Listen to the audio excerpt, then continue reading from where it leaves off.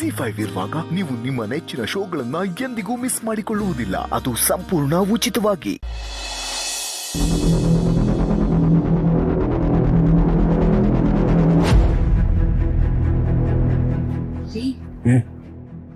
ಯಾಕೆ ಸೈಲೆಂಟ್ ಆಗಿದ್ದೀರಾ? ಏನಿಲ್ಲ. ಅಲ್ಲ, ಅವ್ರು ಏನ್ ಹೇಳಿದ್ರು ನಿಮ್ಮ ಹತ್ರ? ನೀವಿಬ್ರು ಏನ್ ಅಷ್ಟೊತ್ತು ಮಾತಾಡ್ತಿದ್ರಿ? ಏನಿಲ್ಲ, ಬರೀ ಜನರಲ್ ಟಾಕ್ಸ್ ಅಷ್ಟೇ. Is a brilliant guy. ಮುಂದೆ ಜೀವನದಲ್ಲಿ ಅವರು ತುಂಬ ಅಚೀವ್ಮೆಂಟ್ಸ್ ಮಾಡಬೇಕು ಅಂತಿದ್ದಾರೆ. ಆ ಅಚೀವ್ಮೆಂಟ್ಸ್ ಮಾಡೋಕ್ಕೆ ಏನಾದರೂ ಸಹಾಯ ಬೇಕಾದರೆ ನನ್ನನ್ನು ಕೇಳಿ ಅಂತ ಹೇಳಿದೆ. ಆದ್ರೂ ಇದ್ದಕ್ಕಿದ್ದಾಗೆ ಅವ್ರು ಯಾಕೆ ಆ ಥರ ಹೊರಟ್ಬಿಟ್ರು? ಹಾಗೆಲ್ಲ ಹೇಳ್ದೆ ಹೋಗೋರಲ್ವಲ್ಲ? ಹಾಗೇನಿಲ್ಲ, ಹೇಳಿದ್ನಲ್ಲ, ಪಾಪ ಯಾರೋ ಫ್ರೆಂಡ್ ವೇಟ್ ಮಾಡ್ತಿದ್ರು ಅಂತ ಹೇಳಿದ್ರು. ನಾನು ಹೇಳಿದೆ ನಿಮ್ಗೆ ಹೇಳ್ಬಿಟ್ಟು ಹೊರಡಿ ಅಂತ. ಅರ್ಜೆಂಟ್ ಇತ್ತು ಅನ್ಸುತ್ತೆ. ಅದಿರಲಿ, ಈಗೊಂದು ಹಾಡು ಹಾಕ್ಲಾ?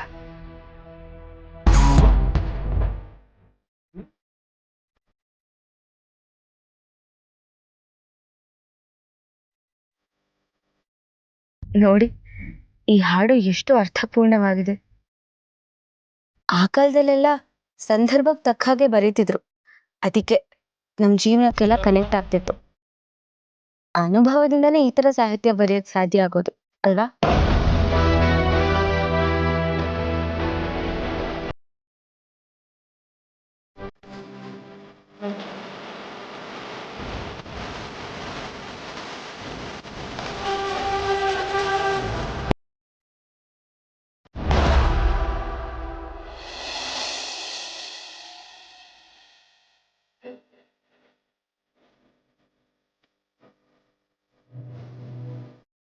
ಎಲ್ಲಿ ಹೋಗಿದ್ದೆ ಭಾವನಾ? ಎಷ್ಟು ಸಲ ನಿನಗೆ ಟ್ರೈ ಮಾಡೋದು, ಫೋನ್ ಸ್ವಿಚ್ ಆಫ್ ಅಂತ ಬರ್ತಾ ಇದೆ. ಎಲ್ರಿಗೂ ಎಷ್ಟು ಭಯ ಆಗಿತ್ತು ಗೊತ್ತಾ? ಅಮ್ಮ, ಯಾಕಮ್ಮ ಎಷ್ಟು ಗಾಬರಿ ಆಗಿದೆಯಾ? ನಾನು ಸಿಂಚನ ಅವ್ರ ಮನೆಗೆ ಹೋಗಿದ್ದೆ.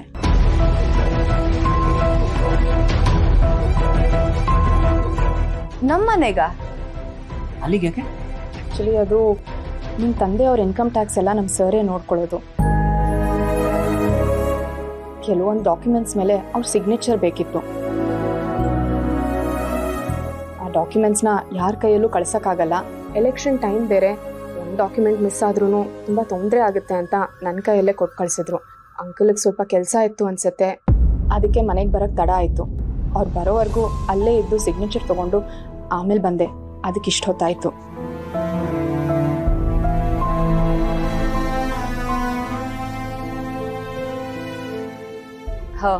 ಹೌದಾ? ಇಷ್ಟು ಲೇಟ್ ಆಗಿದೆ ಅಂದಮೇಲೆ ಸಿದ್ದುಗೆ ಹೇಳಿದ್ರೆ ಅವನೇ ಡ್ರಾಪ್ ಮಾಡ್ತಿದ್ನಲ್ಲ ಭಾವನಾ ಅವರೇ. ಹೌದು ಭಾವನಾ, ಸಿದ್ದುಗೆ ಹೇಳಿದಿದ್ರೆ ಹುಷಾರಾಗಿ ಕರ್ಕೊಂಡು ಬಂದು ಬಿಟ್ಟು ಹೋಗ್ತಿದ್ನಲ್ಲ. ಪಾಪ ಅವ್ರಿಗೆ ಯಾಕೆ ತೊಂದರೆ ಅಂತ ನಾನೇ ಬಂದೆ.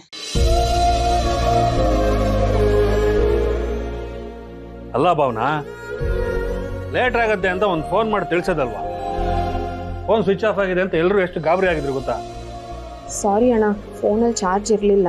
ಚಾರ್ಜ್ ಇರಲಿಲ್ಲ ಅಂದ್ರೆ ಪಕ್ಕದಲ್ಲೇ ಯಾರಾದ್ರೂ ಫೋನ್ ಇಸ್ಕೊಂಡು ಮಾಡ್ಬೋದಾಗಿತ್ತಲ್ವಾ?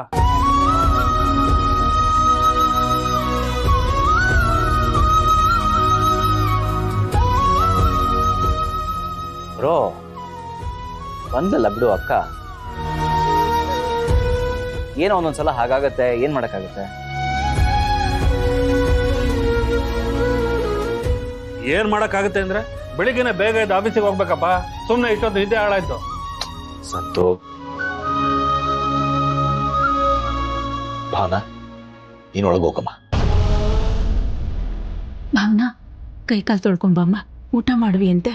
ಬೇಡಮ್ಮ, ನಂಗೆ ಹಸುವಿಲ್ಲ.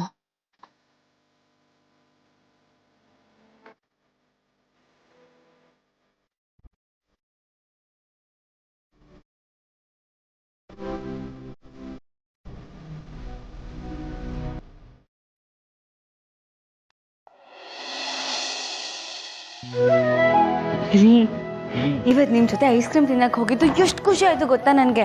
ನಾನು ಇದುವರೆಗೂ ಯಾವುದೂ ಥರ ಐಸ್ ಕ್ರೀಮ್ ತಿನ್ನಕ್ಕೆ ಇಷ್ಟೊತ್ತಲ್ಲಿ ಹೋಗೇ ಇರಲಿಲ್ಲ. ನಿಮ್ಮಿಂದ ಆಯ್ತು. ಥ್ಯಾಂಕ್ಸ್ ರೀ. ಸರಿ, ನಂಗೆ ಸಿಕ್ಕಾಪಟ್ಟೆ ನಿದ್ದೆ ಬರ್ತಿದೆ, ಹೋಗಿ ಮಲಗಿರ್ತೀನಿ. ನೀವು ಬೇಗ ಬಂದ್ಬಿಡಿ.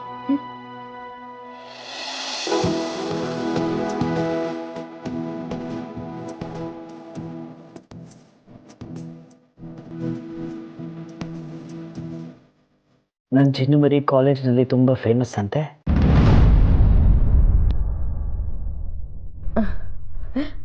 ಅದೇ ಮತ್ತೆ ನಾನು ಕಾಲೇಜಲ್ಲಿ ಇದ್ದಾಗ ತುಂಬ ಕಾಂಪಿಟೇಷನ್ಸಲ್ಲಿ ಭಾಗವಹಿಸ್ತಿದ್ದೆ. ನಂಗೆಲ್ಲದರಲ್ಲೂ ಪ್ರೈಸ್ ಬರ್ತಿತ್ತು. ಹಾಗಿದ್ಮೇಲೆ ಫೇಮಸ್ ಇಲ್ಲದೆ ಇರ್ತೀನಾ? ಅಷ್ಟೇ ಅಲ್ವಲ್ಲ, ನನ್ನ ಚಿನ್ನುಮರಿ ಎಲ್ರಿಗೂ ಅಡ್ಡ ಹೆಸರು ಇಡೋದ್ರಲ್ಲೂ ಎಕ್ಸ್ಪರ್ಟ್ ಅಂತೆ. ಈ ವಿಷಯ ನೀವು ನಂಗೆ ಹೇಳಲೇ ಇಲ್ಲ. ಅಲ್ಲ ರೀ, ಅದೇನೋ ನಾವು ತಮಾಷೆಗೆ ಹಾಗಾದ್ರೆ ನೀವು ನನ್ನ ಜೊತೆ ಮಾತ್ರ ತಮಾಷೆ ಮಾಡಲ್ಲ.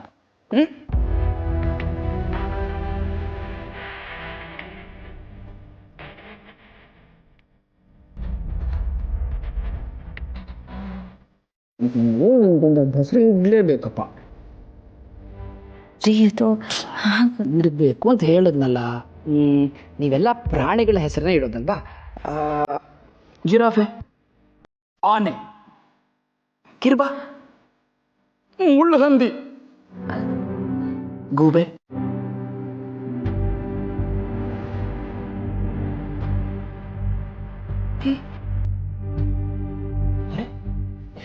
ಏನಾಯ್ತು ಜಾನಿಯವರೇ? ಯಾಕೆ ಟೆನ್ಷನ್ ಮಾಡ್ಕೋತಿದ್ದೀರಿ? ಅದೆಲ್ಲ ಬಿಡಿ ಇವಾಗ. ನಾಯಿ ಬೆಕ್ಕು ಅಂತೆಲ್ಲ ಇಟ್ಟರೆ ಸರಿ ಹೋಗಲ್ಲ ಅಲ್ವಾ? ಯಾಕೆ ಹೀಗೆಲ್ಲ ಮಾತಾಡ್ತಿದ್ದೀರಾ? ನಿಮಗೆ ಆ ಥರ ಎಲ್ಲ ಹೆಸರಿಡೋಕ್ಕಾಗುತ್ತಾ?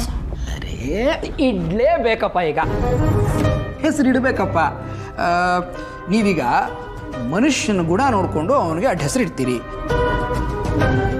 ನನ್ನ ಗುಣಕ್ಕೆ ಸರಿಯಾಗೋ ಹಾಗೆ ಯಾವುದಾದ್ರೂ ಒಂದು ಹೆಸರು ಇರಬೇಕಲ್ವಾ? ಕೋತಿ, ಇದೇ ಸರಿಯಾದ ಹೆಸರು ನನಗೆ. ಕೋತಿ. ಇಲ್ಲಿ ಕರೀರಿ ನೋಡೋಣ. ಕರೀರಿ ಜಾನ್ವರೇ, ಕರೀರಿ.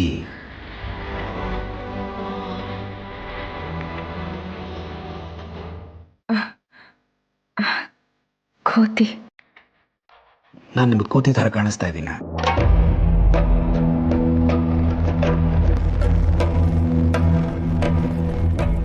ನಾನು ನಿಮಗೆ ಕೋತಿ ಥರ ಕಾಣಿಸ್ತಾ ಇದ್ದೀನ? ನಿಮ್ಮ ಫ್ರೆಂಡ್ಸ್ಗೆಲ್ಲ ನೀವು ಜಿರಾಫೆ, ಆನೆ, ಗೂಬೆ ಅಂತ ಒಳ್ಳೊಳ್ಳೆ ಹೆಸರು ಕೊಡ್ತೀರಿ. ನಾನು ಮಾತ್ರ ಕೋತಿನ?